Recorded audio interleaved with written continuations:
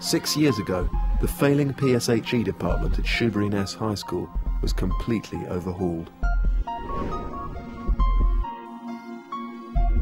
This is the story of how they turned it around and how it works now. I arrived at the school April '96, and I was quite sorry to find that when I came to Shoebury Ness, a school where youngsters very much need the personal and social education, I was sorry to find it had a very low priority on the curriculum. Basically, you had 5 people in charge and something like 48 people delivering, and it just wasn't working. I was fully aware that it had got a bit of a negative image, and we needed to resurrect that image. It needed completely rethinking, and I wanted to have a special team delivering it, a trained team, and I wanted it to have a timetabled slot.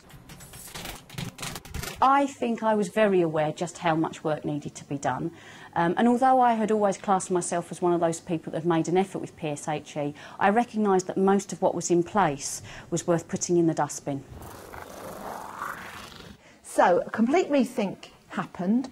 We decided that we would actually appoint a head of what was going to be the new PSHE curriculum. We had somebody within the school that I thought was a very dynamic teacher, was very switched on to the kinds of issues that PSHE needed to address. I had to make radical changes really quickly, really effectively, to be able to grab hold of my year 9s and above, because they were already entrenched in PSHE, the waste of time, this is boring, we keep doing the same topics over and over again, those whole issues. And I knew that if I was going to have to take those kids with me and show them that it was worth doing, I had to do something fairly spectacular fairly quickly. We also decided that it was no good continuing to call it PSHE because, as I say, it had a poor image and youngsters would just see it as more of the same. We had a meeting, my team and I, and we changed it to what we call SCOPE, which is an acronym, and it stands for Social Curriculum Opportunities for Personal Education. But the way I sold it to the kids in assemblies was, we called it SCOPE because it has some. I then went for a very sort of corporate image. I chose a colour. Everything's orange. Everybody in the school knows that if it's orange, it's got something to do with SCOPE. That was again to heighten the profile, but at the same time so that everybody recognised resources as well. I also put a logo with it. I chose the umbrella because of the whole overarching topics that we do. In her team of 13, only a few are dedicated PSHE teachers. So how does Sally ensure that lessons are consistent? What I do is I sit down and I write a very, very detailed lesson plan.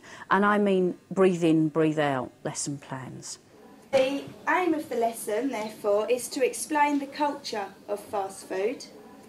And for some of my staff, I could say, you've got to fill 100 minutes on healthy eating. And they'll go, no worries, Sal, I can sort that.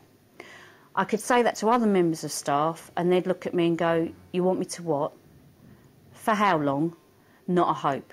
So because I've got that disparity, I write the lesson plans, I set the lesson objectives, I say to my team, you can deliver it almost word for word, or you can as long as you hit the objectives and you can think of some way else to do it, be my guest. If you want to do what's happening in the lesson plan but in a different order, because you believe your group will work better with the circle time first and the video is the plenary, go for it. I give them as much autonomy in their classrooms as I can because I really don't want to produce mini-me's. I don't want 13 SCOPE teachers like me. I want diversity because I think the kids need that too. And every qualified teacher brings something different into the classroom. To start off with, who can give me a definition of what fast food is? Hands up, please. No. Takeaways. Takeaways certainly are. I produce the resources to go with the lesson plans. So if there's a worksheet, they're printed on orange because of the corporate colour. They're counted into 30s and they are ready for those members of staff to pick up. No one goes to Burger King? Sometimes I But not in the last week. OK, fair enough. If there's a video, there are always 10 copies run. They are run at the point where The teacher has to use it. None of this skipping through to find the programme while the kids start playing up in the background.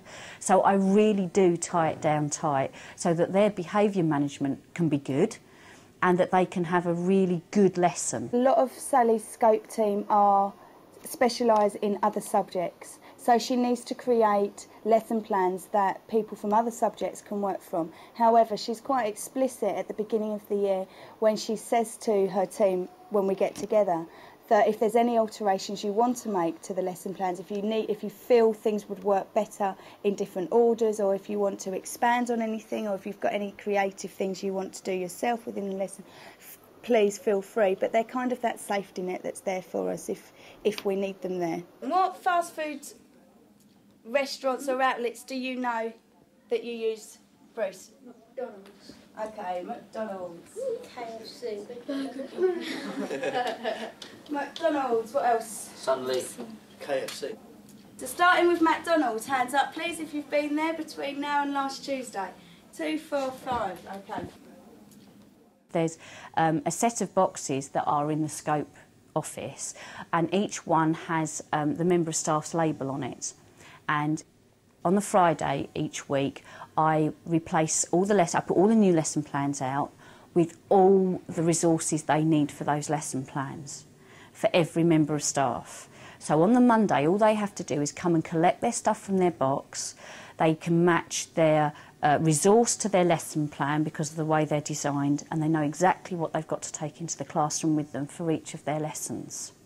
Every lesson plan is designed with a teacher review section at the end.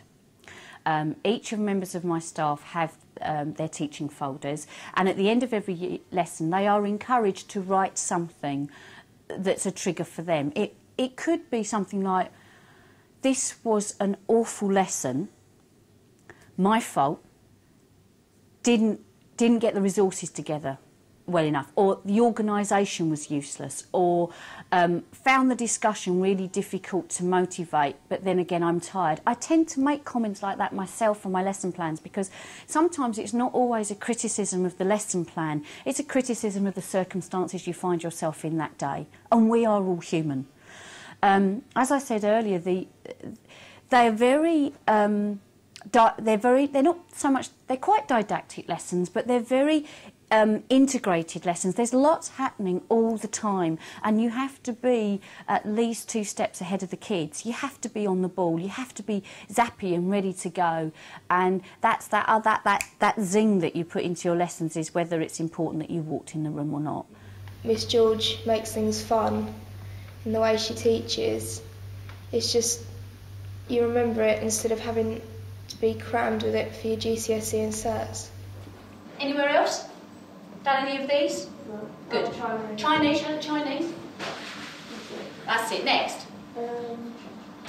Big Mac, McDonald's. Lovely. Next. McDonald's and fish and chips. Lovely. Next. McDonald's and pizza. Lovely. Anywhere else? Next. Indian and fish and chips. Lovely. What we tend to do at the end of a module, as opposed to a lesson, we draw little smiley faces on the board. So one's got a big grin and one's got a turned down mouth. And I say to them, did you love it? Could you live with it? Did you hate it? If you hated it, I need to know why, and don't use the word boring. I said, I can't work with the word boring. You need to tell me what was boring. Was the section too long?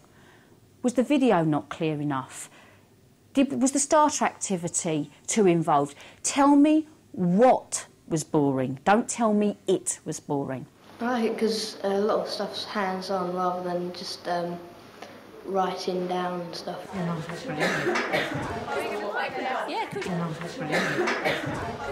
It's an exciting lesson and you do something different all the time, which is fun.